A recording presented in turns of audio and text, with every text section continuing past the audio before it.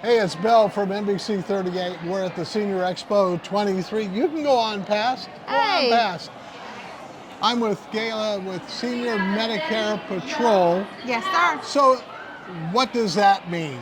So, Senior Medicare Patrol, what we do is we teach Medicare beneficiaries and their caregivers how to prevent, detect, and report Medicare fraud. Is that a big issue? It is a very big issue. So, 60 to 90 billion dollars a year is lost in Medicare errors and fraud.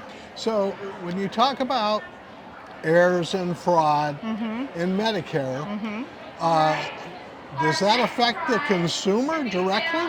Yes, it really does, because it takes away from their future money, and it can also cause issues with deductibles and things like that. It can be an ongoing issue. Plus, it can cause a lot of stress for the caregiver, not knowing what's going on. So, one of the things that we do is we go to senior centers, community centers, living centers. We talk to community events, health fairs, and when we talk to them, one of the things that we tell them and show them is they can report, anybody can report 877-272-8720, and if they have a concern that the Medicare number has been compromised, they can call and get help and try to get a resolution to their issue. So, if they notice that, they would notice that on their statement? Yes. So on their statement, one of the things I give out at education sessions, this is a healthcare tracker, and one of the things that we do is we teach our seniors how to put in their information when they go to the doctor, and then when they get their Medicare summary notice every 3 months, they compare.